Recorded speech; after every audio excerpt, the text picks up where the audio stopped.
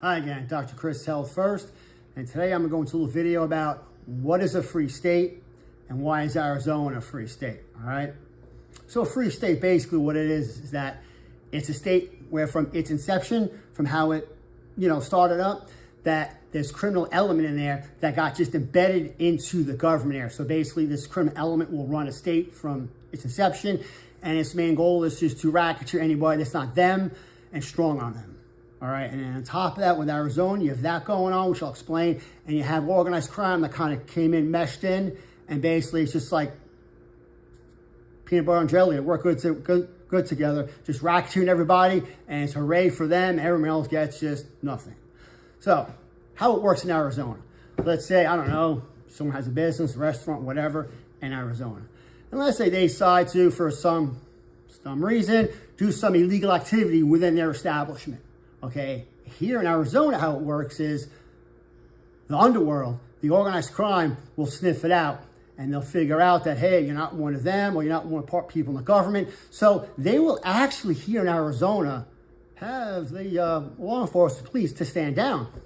And actually, they will come in, the criminal organization, and they'll racketeer you.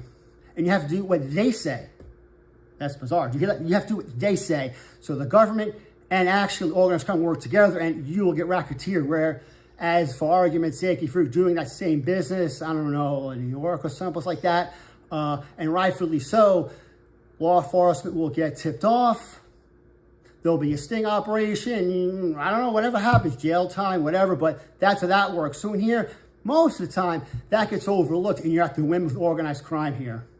But you see, it even goes deeper than that here. Just from being here for so many years and talking to people and hearing stories firsthand about someone talked to, what happened to one of their friends or their family, it is known here that most organized crime here is big, obviously, in contracting. They can steal a lot of money, they can move money around, whatever. But a lot of contracts are known out here. You give them money, they build a home, and a lot of times the homes here are subpar.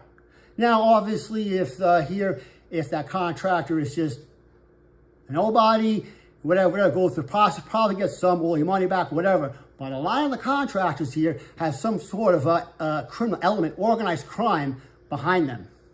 And then, like I said before, the organized crime works with the government here from its inception, which I'll explain how that works out here. So basically, they work together. So when you seem like a legit builder, they'll build. And a lot of them will have these big operations here, so they give money for new homes. A lot of people will not get their homes built. And since that company is, tied to some organized crime, which that organized crime is tied to the government here, you're SOL. The company will change hands, change name, all the shell companies here. And Arizona is known for shell companies. And you'll never get your money back, and the government doesn't even care to know about a thing. Obviously, you don't even have to go that deep. You can just turn the TV on, look at the web, whatever genre of organized crime somebody's in, and they're in witness protection, they can just walk free and use their name, and it's like witness protection state. Why? Because the criminal element runs the state. So witness protection really means nothing if you are within the organized crime. And people look at me like, oh, wow. So, and it gets deeper than that. So basically how it starts is basically, if you look back at mid to late 1800s, early 1900s, the genre of people that were here before the state getting embedded into the government here, really not a nice group of people. If you weren't them, they racketeered you. It's a known fact. So basically, right around that time, late 1800s, early 1900s, people that were here embedded in the government decided to just,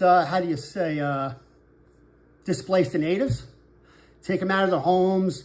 They rip families apart. They put them in facilities in Phoenix, right in Phoenix, Arizona. I mean, to this day, you can see a lot of buildings up there, historical landmarks, and you can actually see the buildings, and rightfully so you can never forget history. But the buildings are there, and the people in government here figured that they had to re-educate the natives. Re-educate them for what? Well, to their language, their religion, their customs. No, it was their propaganda where they just displaced natives, actually displaced families. So they put them there. This criminal element decides that not only to do that, but the road, you can look this up, the road, Indian School Road, was named at a smite because they thought it was funny that they themselves displaced the natives and in the school. So that's why they named it that way. So it was this element that's been here since its inception of the state and their free state to racketeer anyone that's not one of them. They are in cahoots with the organized crime here, basically racketeering all of us who are not even part of the criminal underworld or part of the government here in that genre, and they racketeer us all. I'm Dr. Kurtz. You can check our website at healthfirstac.com or YouTube at Quest Knowledge 33. Have a great day.